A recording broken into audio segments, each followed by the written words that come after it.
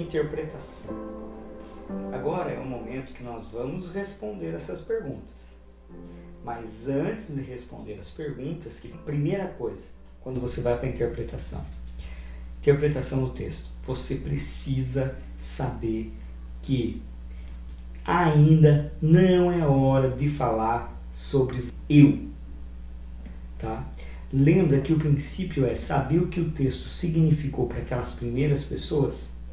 Então nós vamos interpretar, vamos dar as respostas às nossas perguntas que fizemos até agora a partir do contexto daquela época, do objetivo do autor explicando para aquelas pessoas e principalmente quem eram aquelas pessoas. Então, nesse momento que você precisa saber é que estamos na área de interpretação, mas não queremos falar sobre eu. Não é sobre a minha época, não é uma aplicação ainda para mim. Nós estamos vamos aplicar as respostas e interpretar naquela época, para aquele momento, ok? Isso chama-se, numa linguagem mais acadêmica, exegese. A exegese é aquilo que o texto significa para aquela época, enquanto que a hermenêutica ela é aquilo que significa para hoje. Ok? Vamos lá? Interpretação. Primeira coisa, você precisa saber quem é o autor, por que ele escreveu e para quem ele escreveu. No nosso caso, nesse caso de Marcos, como que eu faço para descobrir quem que fez? Às vezes, você pode ir lá no começo da Bíblia, nos primeiros capítulos, e você já vai ter aí uma noção de quem está escrevendo. Ou você pode sim ir num comentário bíblico. Agora você pode ir para um comentário bíblico, ir para um dicionário bíblico, pegar um comentário bíblico. Até as Bíblias, por exemplo, eu estou com a Thompson aqui. A Thompson, ela tem, nos seus subsídios, ela tem aqui uma análise de cada livro. Às vezes, antes do livro, você tem ali, ele descreve um resumo sobre o objetivo daquele livro, né? Marcos. Quais são as percepções que nós temos do livro de Marcos? Você vai perceber que Marcos ele é um livro que é muito rápido. Ele não fala da genealogia, da vida de Jesus, da infância de Jesus, da apresentação dele. Ele vai direto. Ele vai direto ao seu tema principal, à sua tese principal. Ele diz assim, lá no versículo 1, no capítulo 1, versículo 1, princípio das boas novas de Cristo, de Jesus Cristo, Filho de Deus. Gente, por que Marcos fala isso? Marcos fala isso porque ele está escrevendo para os cristãos que estão se convertendo no Império Romano. Ele está escrevendo então para os gentios. Se Mateus escreveu para os judeus, Marcos escreveu para os gentios de Roma, que estão se convertendo ao cristianismo. Como que a gente percebe isso? Primeiro ele já usa a palavra princípio do Evangelho. Evangelho é boas novas. O que isso quer dizer? Evangelho, naquele período, eram as notícias que o imperador romano, o César, distribuía para o seu reino. Era como se fosse o noticiário da época, mas que vinha do imperador. Isso eram as boas notícias. As decisões que ele tomava, ele era como se fosse o diário oficial da União. Ele publicava lá as notícias que ele tinha para a população. Então, veja a importância de você estudar contexto histórico,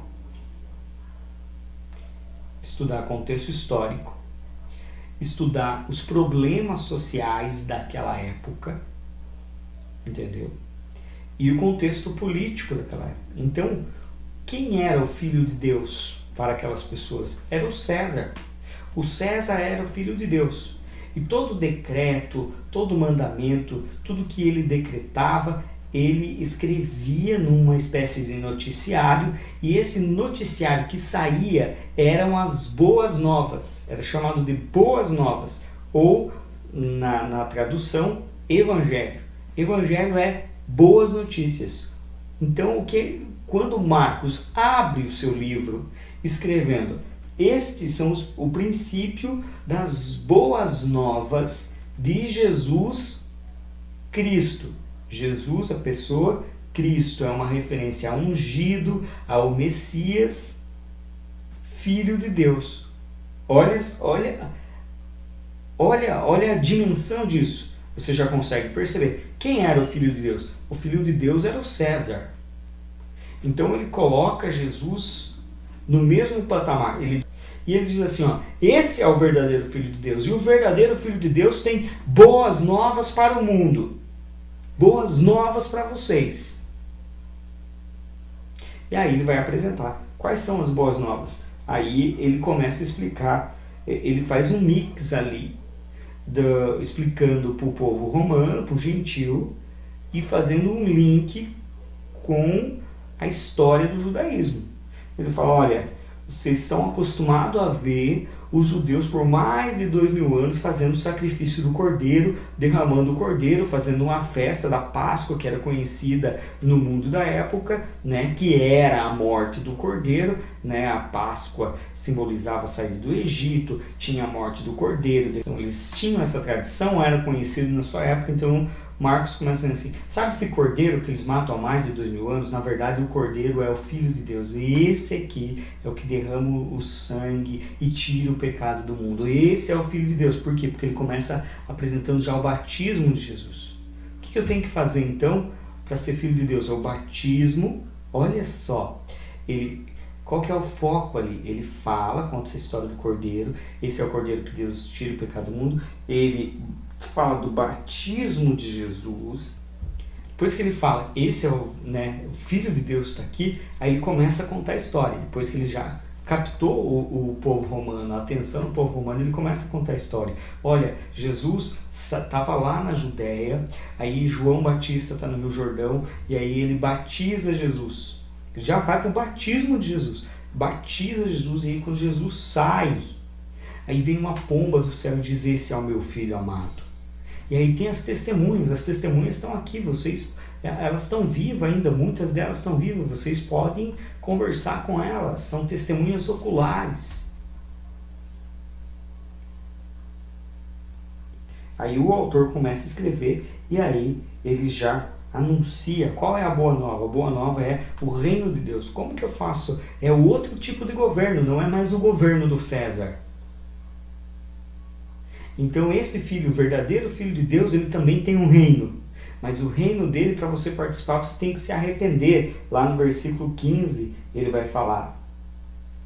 E aí ele já começa a apresentar milagres. Entendeu?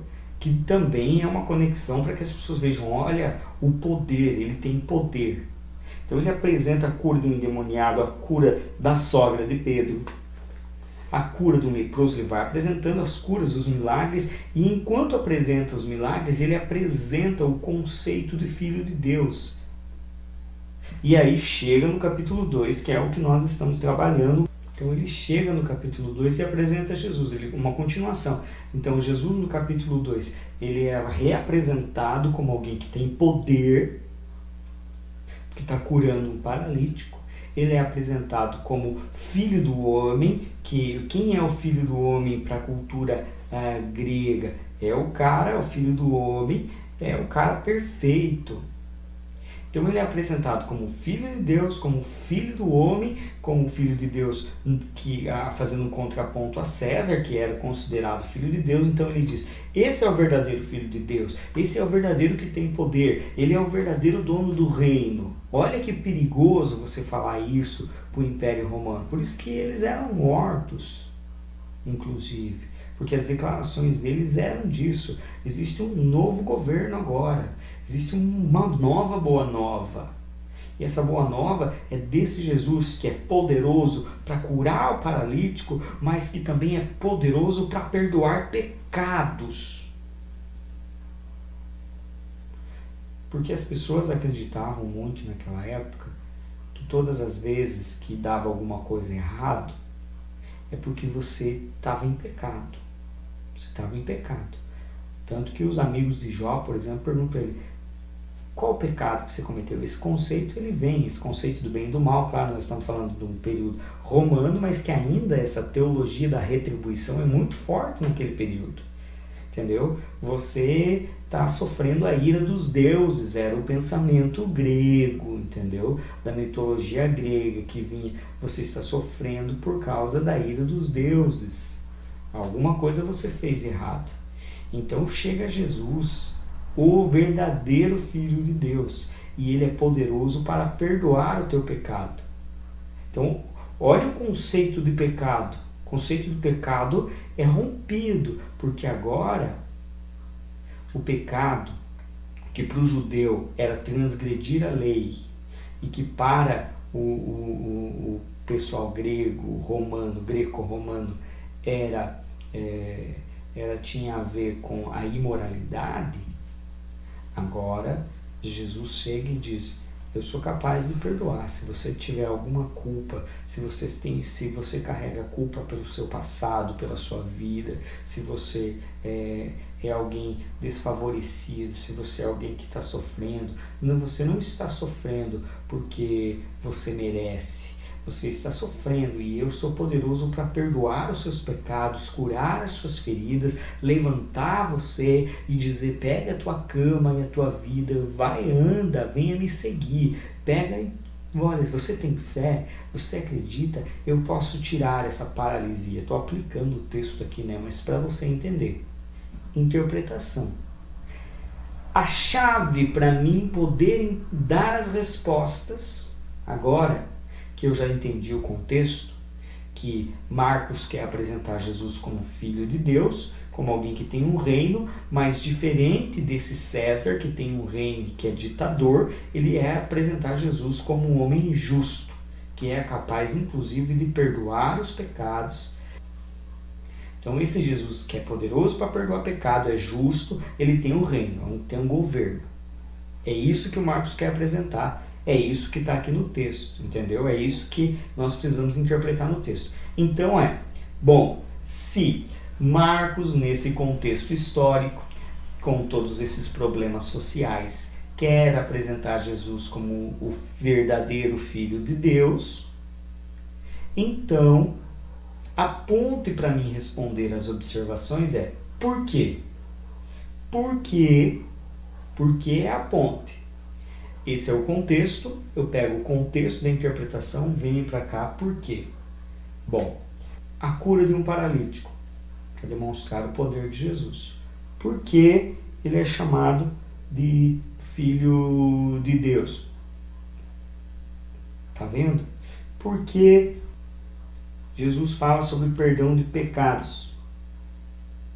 Então, essa multidão que está lá com Jesus, esse pessoal romano que está recebendo essa história, que está vendo que tem uma multidão em Cafarnaum, recebendo o Filho de Deus, com as boas novas do reino, do Evangelho do reino de Deus, o que eles vão sentir ao receber isso? Como que eles vão receber isso?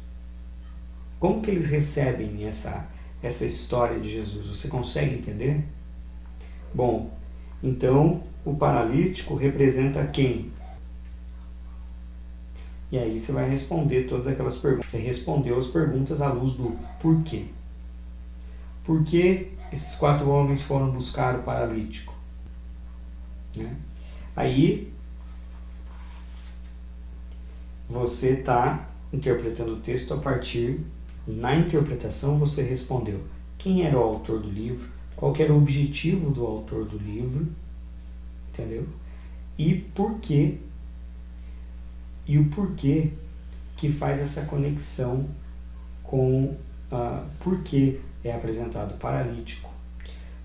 O que Marcos quer demonstrar então? Por que ele fala desse paralítico? Por que esses 4 homens, o que esses 4 homens têm em comum? Esses homens, analisa cada um deles, eles eram crentes ou eram descrentes? Eles acreditavam ou não acreditavam em Jesus? Bom, e se eles acreditavam em Jesus, junto com essa multidão, se eles acreditavam em Jesus, qual era o tamanho da fé desses homens? Por quê? Porque agora existia um novo rei, um novo governo, uma nova boa notícia. A boa notícia é que você pode confiar nesse Filho de Deus legítimo, porque ele pode curar você. Esses 4 homens estavam tão convictos disso. O que esses 4 homens sentiam? Qual era o sentimento desses 4 homens? Qual era o sentimento desse homem paralítico? Ora, quem eram os impotentes, os paralíticos daquele momento? Era o pessoal romano, gentil, que estava debaixo do império do César, subjugado por César, paralisado por César. Você viu que eu estou interpretando o texto? Quem eram esses 4 homens? Eram aqueles que tinham a convicção do Filho de Deus, do verdadeiro Filho de Deus. Foram capazes de levar. Quem era um desses 4 homens? Marcos se coloca como um deles, apresentando Jesus para aquele pessoal gentil. Agora vocês, cristãos, vocês são esses 4 homens. Vocês precisam pegar essas pessoas que estão aí subjugadas por esse homem que se diz Filho de Deus, do Império Romano, governador, imperador de Roma, que está aí paralisando o povo, paralisando as pessoas estão oprimidas, paralisadas com os seus pecados, paralisados na injustiça, paralisados no sofrimento daquela sociedade, estão paralisados. Mas você, cristão, que está tendo essa carta minha, que está recebendo essa narrativa minha, vocês podem levar as pessoas até Jesus. Porque Jesus é o Filho de Deus.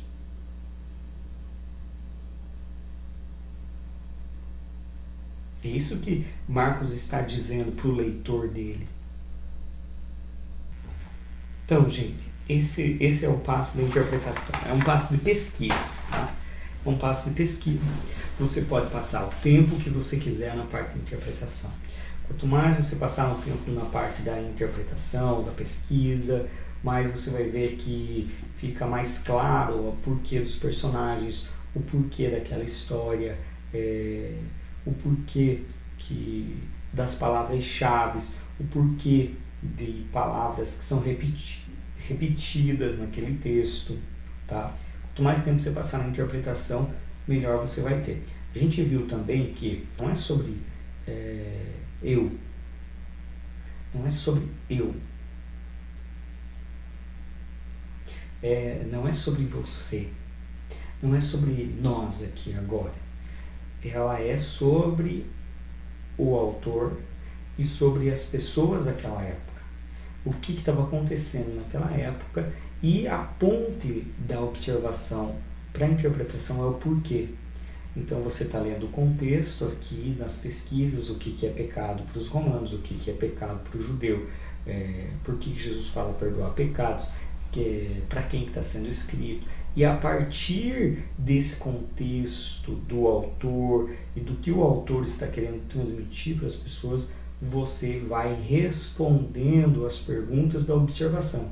Aí algumas perguntas logicamente perdem o seu sentido, saem, ganham a sua explicação, outras perguntas surgem e você vai respondendo. Então essa ponte do porquê ajuda você a entender o contexto histórico com as observações que você fez no texto. Por último, nós vamos para a aplicação dessa história para nós. Aí sim, agora vai inverter, a gente vai aplicar o texto na nossa vida e na vida das pessoas.